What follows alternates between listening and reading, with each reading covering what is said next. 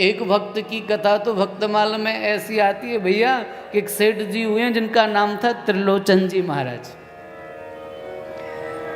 भक्त त्रिलोचन जी के यहाँ कोई संतान नहीं थी और मन में भाव आ गया कि मैं संतों की सेवा करना चाहता हूँ। संतों की सेवा करने का भाव जब भक्त त्रिलोचन जी के मन में आया तो भक्त त्रिलोचन जी ने कहा, अब हमारे यहाँ कोई बालक तो है नहीं, पर बालक अगर होता तो मैं उससे जरूर संतों की सेवा कराता, पर ऐसा कोई यदि मुझे सेवक मिल जाए जो संतों की सेवा करे और संतों का भाव समझ करके उनकी सेवा करे। संतों की सेवा करना ही मेरा काम है। अच्छा भैया, तो क्या पगार लोगे? बोले पगार में कुछ नहीं, पेट भर के भोजन चाहिए। पेट भर के भोजन कराओगे तो खूब तुम्हारे यहाँ सेवा करेंगे, और अगर पेट भर के भोजन नहीं कराए तो तुम्हारे यहाँ सेवा नहीं कर पाएंगे। और जिस दिन मेरे भोजन के विषय में किसी ने उंगली उठा दी उसी दिन तुम्हारा घर छोड़ करके चला जाऊंगा। एक ही शर्त है। त्रिलोचन जी ने कहा, नाम क्या है तुम्हारा? बोले नाम मेरा अंतर्यामी है। संतों के मन को तो मैं अच्छी तरह से जानता हूँ, वे क्या सोचते हैं क्या चाहते हैं, बिल्कुल उनके हिसाब से ही सेवा करता हूँ। सेठ त्रिलोचन जी महाराज ने कहा, भैया भले मिले तुम, बड़ी कृपा भई ठाकुर जी की, चलो हमारे साथ, हमारे घर में किसी चीज़ की कोई कमी नहीं है, खूब भोजन प्रसाद पाना और संतों को भोजन कराना। अब तो त्रिलोचन जी के यहाँ खूब सेवा होने लगी, खूब संत आने लगे। उसी छत पर चिड़िया आती है जहाँ दाना डलता है। हाँ, संत भी हर किसी के यहाँ थोड़ी पहुँच जाते हैं। अरे संत भी भैया वही बाई के घर में जावें, जा घर में संतों का स्वागत होए, सम्मान होए, और स्वागत सम्मान न होए, संतों के प्रति आदर बुद्धि नहीं हो, तो बड़े तुम्हारे स्वर्ण के महल बने हुए हों, संतों के किस काम के? संतों को क्या करना है? भक्त त्रिलोचन दास जी महाराज के यहाँ खूब संतों का आना जाना होने लगा, खूब सेवा होने लगी। एक दिन इनकी श्रीमती जी जो हैं वो गई किसी पड़ोसन के यहाँ और बोली कि सब ठीक है? उसने कहा हमारा तो सब ठीक है, तुम्हारा सब ठीक चल रहा है, तुम दुबली होती जा रही हो, क्या बात है, डाइटिंग कर रही हो? बोले बहन डाइटिंग फाइटिंग तो क्या करूं, सच बताऊं मेरे साथ तो एक समस्या है। एक आया है, बा को नाम अंतर्यामी है।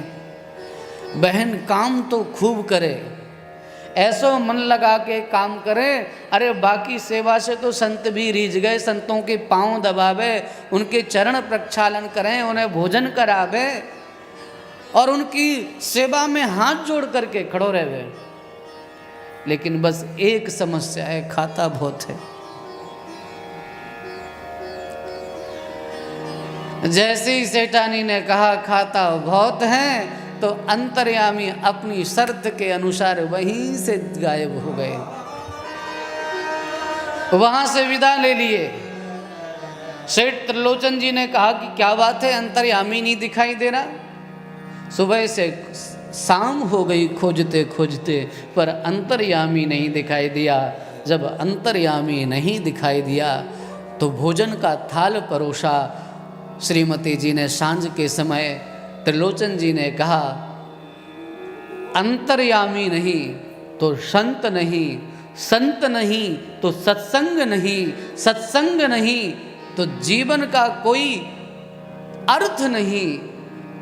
अगर संत नहीं, सत्संग नहीं, उनकी सेवा नहीं मिलेगी तो ये जीवन अब मुझे बोझ है। अगर अंतर्यामी आज नहीं आया तो मैं सच कहता हूँ, तलवार निकाल करके, और वह त्रिलोचन जी ने अपनी गर्दन पे लगाई, अगर अंतर्यामी भोजन करने के लिए नहीं आया तो मैं अपनी गर्दन काट दूंगा। और जैसे ही गर्दन पर तलवार लगाई, अंतर्यामी ने आकर के हाथ पकड़ा, बोला सेठ जी भोजन करो। आँख खोल करके देखा तो जिसका नाम अंतर्यामी था वो कोई और नहीं, हमारे साक्षात राधा रमण जी हाथ पकड़ करके खड़े हुए थे। राधा रमण लाल की जय।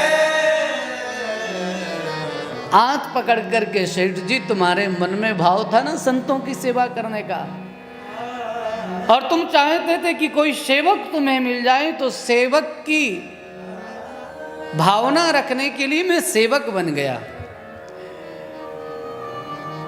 भक्त मुझे जो बनाता है मैं बन जाता हूँ। अरे मैं तो अपने भक्तों के हाथ बिक जाता हूँ।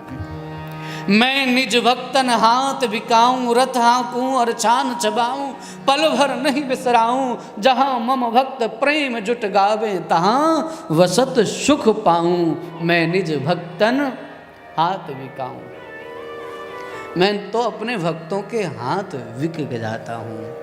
अरे बिक ही नहीं जाता हूँ, ये कहते हैं मैं भक्तों को दास, भगत मेरे मुकुट मणि।